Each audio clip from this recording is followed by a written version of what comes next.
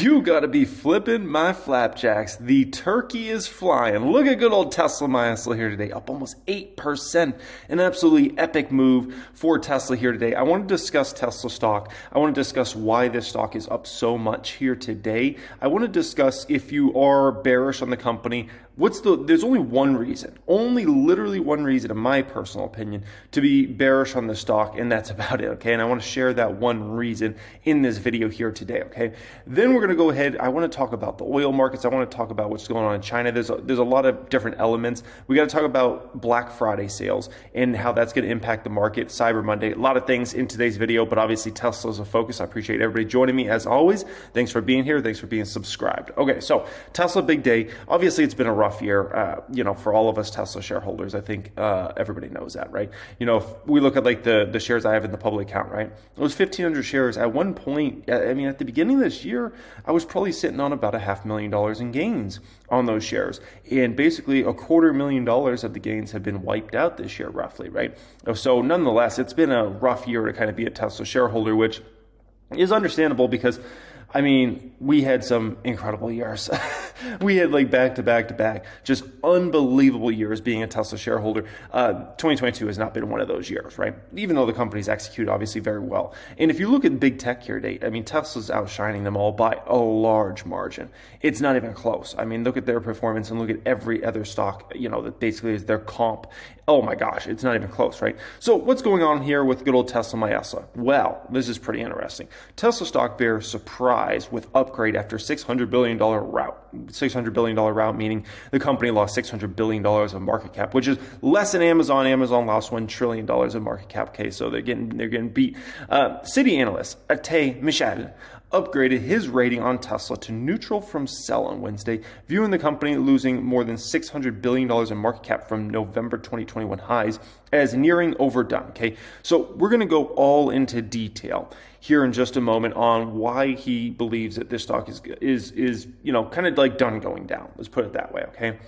But before we get into that, I want to say this in regards to this subject of analysts moving stocks, right? Because I understand this is very frustrating for a lot of shareholders out there to say, so if some analyst upgrades the stock and the stock moves 8%, it's the way it is, okay? There's nothing we can do to change it. If an analyst wants to come out and downgrade a stock or upgrade a stock, yeah.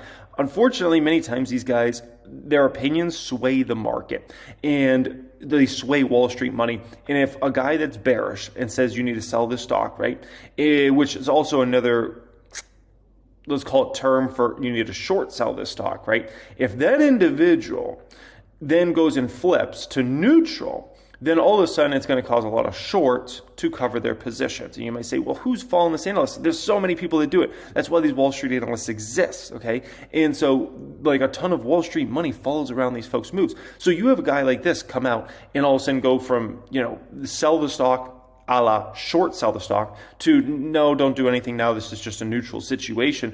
You're going to have shorts that all of a sudden cover. You're going to have some folks that all of a sudden buy the stock, right?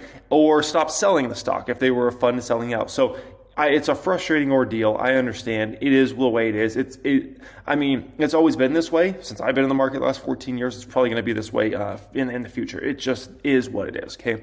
Now, what does he say? Would you like to know what big money is up to with your stocks and if those stocks are going to go up or down in price? Well, if you're interested in that, I have one of the coolest services to show you here today. And through my pinned comment down there, you get free access to everything I'm about to take you through. Okay, it's called Tendies.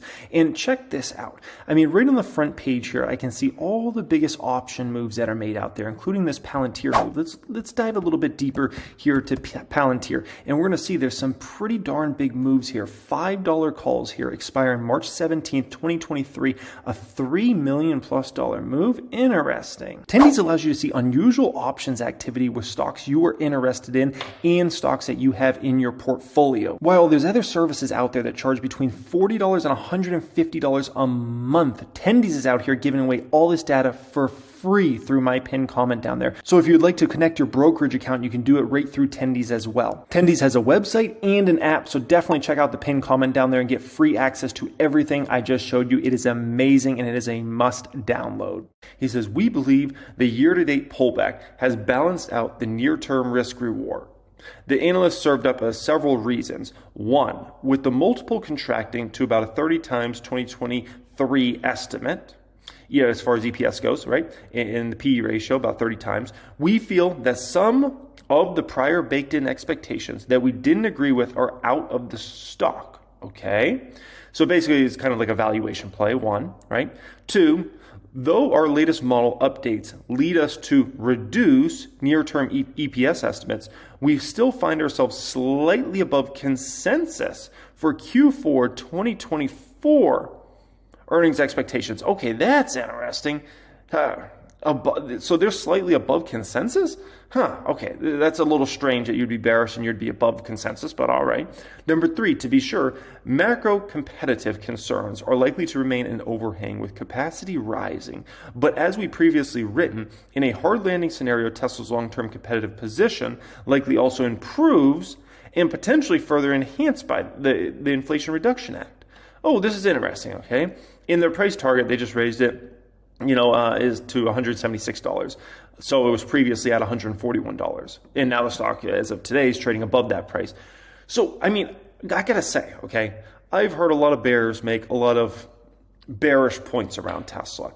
This seems like the least bearish bear in terms of the points they just made there. I mean, some of those points are borderline bullish points. Like literally, I'm like, wow, that's what you got? Like that's what you had for this stock? Just incredible to kind of see that. I'm just like, man, I think you could have gone many other places with that. So at the end of the day, it sounds like because the stock's fallen so much, it's gotten compelling valuations. That's the best way of putting it, in my personal opinion, on why they switched here.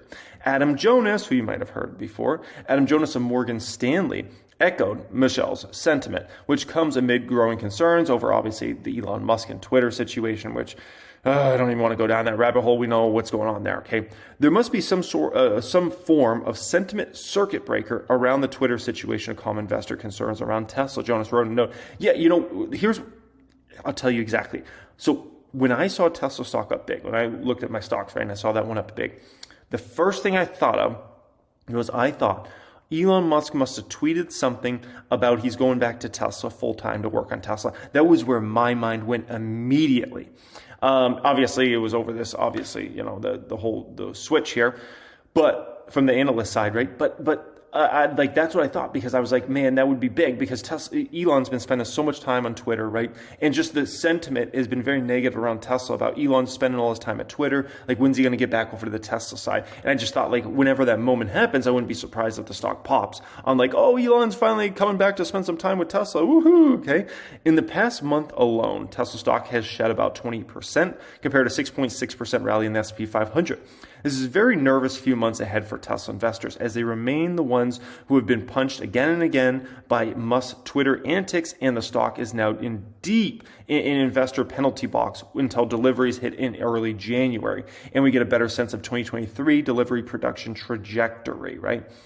Ives is a long-term bull, removed the stock from Wedbush's best ideas list earlier this month, which I thought was interesting, because Dan Ives has been a bull for quite a while. So to take it out of that list was a sign of him showing bearishness on the company and on the stock. Let's just call it what it is, okay? And in terms of production, deliveries, all those sorts of things, right? Something that has been an interesting sign is we have seen, as far as the lead times on almost all their vehicles, dry up in a major way. And now, I want to say, every single one, but almost every single vehicle they make now, you can get it in a relatively short time. Usually within like 30 days now at this point in time is what is showing on the website. So that's something that you got to think about in terms of like 2023 demand and kind of what shakes out there, okay? Now, if you're bearish on Tesla stock, there's only one reason to be bearish on the stock in the next 12 to 18 months, in my personal opinion. Only one, okay? The competition and, margins, this and that. None of that's a reason to be bearish in the stock in the next 12 to 18 months, in my opinion. The only reason to be bearish on the stock the next 12 to 18 months is if you believe the economy is going to fall off a cliff. If you believe the economy is going to completely, just crash, and all the Fed increases are going to hit in 2023 that they've been doing, and it's going to cause mass unemployment, and everybody's going to stop buying all expensive things, which obviously Tesla fits that category. If you have the belief of that, I can understand being bearish on Tesla the next 12 to 18 months. Outside of that, there's no reason to be bearish on the stock other than the economy falling to pieces, and so their orders dry up because literally just all automakers sales are going like this. And that's the only reason. Outside of that, everything else is just the same old talking points that people bring up time and time again around this stock that's been done for a long, long time, okay? Now, moving on here, talking a little bit about oil, we got good news. So oil price continues to drop, down another 3+% here today. Oil, miraculously, now for the year is only up 2%. 2% for the entire year. That is shocking, because when you looked at what was going on with the price of oil in spring and summer and how bullish folks got over the price of oil, right? For this to only be up 2% and to be at risk of finishing the year negative, think about this for a moment. Just think about this, okay? Imagine oil finishes negative in 2022. I can tell you, no Wall Street person saw that coming. I've watched countless of these Wall Street folks. They're all so convinced on oil price going up and up and up. And they've been preaching that for 6-9 months now. If oil price somehow breaks down and ends the year negative, that would be shocking to Wall Street. And just, my gosh, this is the craziest situation, because no one on Wall Street really was predicting that. Let's just be honest, okay? Now, in terms of gas price, we definitely have some moves down here, which is good, right? I mean, at peak this summer, we were looking at $5 plus a gallon. So we're at $3.60 right now, national average. Diesel's at $5.26. $5.81 was the top for it there. So diesel's still our issue. And, in terms of, both these are so important, right? Regular gas obviously is important because it's all consumers, or it's basically a tax on all consumers, right? The higher the gas price you pay at the pump, the more of it's a tax on the consumer, right? But diesel, this is still an issue. That's the bottom line. Diesel is still an issue. We need diesel to drop. When diesel starts to drop in a major way, which hopefully plays out in 2023, let's hope, okay? That's going to create a much better dynamic for all companies that have to transport product around the United States. In terms of trucking rates, those have already fallen in a massive, massive way.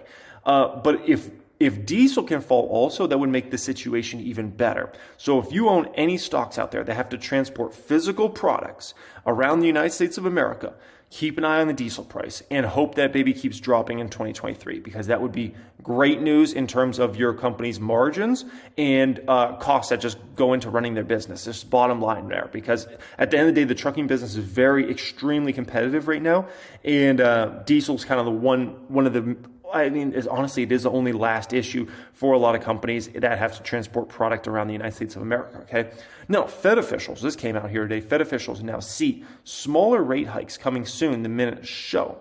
Federal Reserve officials expect to switch to smaller interest rate increases soon, according to the minutes from the November meeting. Some officials expressed concerns over the impact rate increases could have on financial stability. Ooh, that's a juicy term. And the economy. Alrighty, so we're in a very interesting time period right now where the Fed is likely about to, I don't want to say stop raising interest rates, but they're going to likely, slow the rate of increase, right? From these 75 basis points to obviously 50 basis points, right? So what I think is going to play out here is I think they're likely going to do 50 basis points in December, unless there's some sort of epic CPI number that they have to do 75 basis points. I think they'll probably do 50 basis points. And from there, I think they're going to look at the economy and maybe do a 25 basis point move in Q1. And then I think it's going to be very hard for them to keep raising interest rates outside of all commodities going to the moon again or something like that, which things just don't line up for that happening. Outside of a scenario like that, I think they likely are getting almost done with raising interest rates. In terms of cutting interest rates, because that's all a different subject, right? In my opinion, they're going to cut interest rates when they see the economy falling to pieces. And if we don't see the economy falling to pieces, I think they'll probably keep interest rates elevated for quite some time. they've got to see like unemployment starting to rise in a substantial way.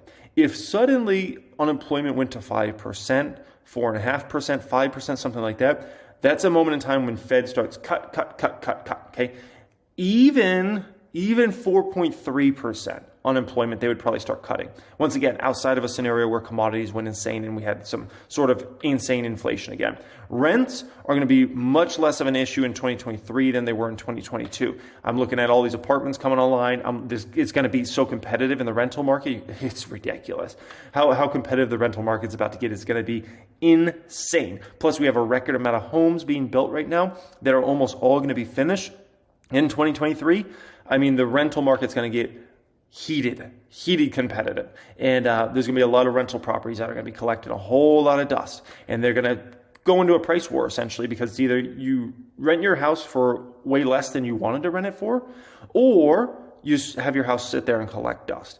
It's going to really be your choice in 2023. And for any of my, folks that own rental properties out there, that's the way I see it playing out in 2023, and probably likely even more so in 2024. So yeah, that's what's likely going to play out there from kind of the Fed side. Okay. Now China, they may have passed the point of no return as Rona stuff soars. So basically, China's had this obviously, we want no one to have Rona. And it's like, dude, you know how contagious that stuff is? Like, it goes around. Like, it is what it is. Like, just quit fighting it and just let it be what it's going to be, okay? So they've been trying to fight this and trying to fight this and trying to fight this, and they're losing this battle. They're losing this war. It's because it's not a war that's winnable. Like, you can't win against this thing, okay? You just have to let it be what it's going to be. There's no such thing as winning. And so they keep trying to shut things down. And this is affecting still a little bit, at least, supply chains. This is affecting, obviously, the Chinese economy in a major way. This is affecting, obviously, very negatively Chinese citizens. This is affecting negatively even things like oil price, right? Because the oil markets, they get excited sometimes because they're like, oh, China's going to reopen, so it's going to create, increase demand rapidly, right? And then all of a sudden you hear about another big city shuts down, right? And so it's a messy situation. At the end of the day, keeping China shut down probably helps keep inflation down. It just does, because especially when it comes to oil price and some commodities in general, right? Now, this is a bad look for Apple, man. I don't know if you guys saw this. This is kind of going a little viral over the past several hours. It's a bad look for Apple. So basically, there's protesters that are being beaten at the China iPhone factory, okay, which is owned by Foxconn. But at the end of the day, people don't look at that. The key word is, what does this say? iPhone factory, right? iPhone factory. And so this is a big branding problem Apple's going to have to deal with really quickly, because those headlines hitting don't make it look good for Apple. It's like, what? Apple's beating protesters? What's going on here, right? And it sheds a very negative light on Apple. So I'm sure Apple's PR department is working overtime going into Thanksgiving here, trying to figure out what's going on here and how do we spin this thing, because this is a bad look for Apple, man. And the more this goes viral and this stuff is shared out there, it's an ugly, ugly situation. Now, you might wonder what the heck happened here. So this is interesting. On Tuesday, a protest erupted after employees who had traveled long distance to take jobs at the factory complained that the company changed their terms of pay. According to an employee, Lee said he quit his catering job when he saw an advertisement promising 25,000 yuan, which is about $3,500, for 2 months of work. It's not bad. That would be a significant hike over average pay for this type of work in this area.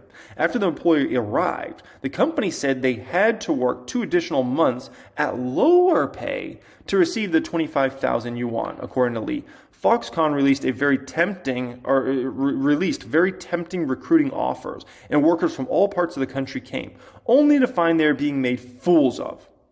So, oh boy, okay, now you got all this protest situation, and like I said, in terms of what it means for Foxconn, in terms of what it means for China, not a lot, but in terms of what this could mean for Apple, in terms of negativity around their brand, I mean, it's a bad look, man. It's a bad look. And so Apple's going to be working overtime trying to figure this situation out. Never mind this. This could potentially cause a lot more disruptions with iPhone production, which there's already problems with that going on, right? Because of some of the shutdowns. So, it's not a good situation there, okay? Now, In terms of some actual good news, I don't know if you guys got to see Best Buy. Okay, so Best Buy is usually what you kind of think of when you think about Black Friday and Cyber Monday. Like Best Buy always comes to mind. So Best Buy reported their quarterly results, and they're sticking with their holiday quarter outlook. So that's at least a positive sign. If you think like the economy is falling off the rails already or something like that, the fact that they would stick with their holiday outlook is at least promising. Now, over the next few days, you're going to get really starting in like 3-4 days from now, you're going to get all these Black Friday numbers out. You'll get the Cyber Monday numbers out, right?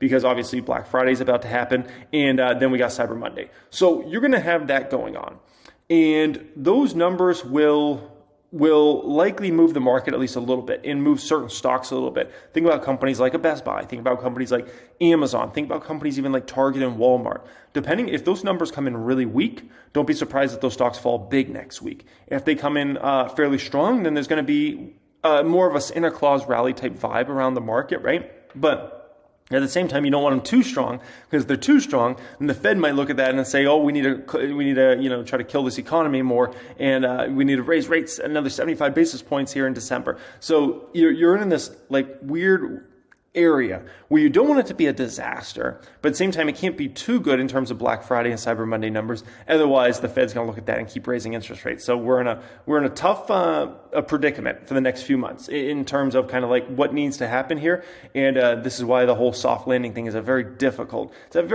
challenge to kind of play out here. So yeah, make sure you check out Tendies. That will be the pinned comment down there. Access them and find out what Wall Street and big money's up to with your stocks and the unusual moves out there. Much love and have a great day.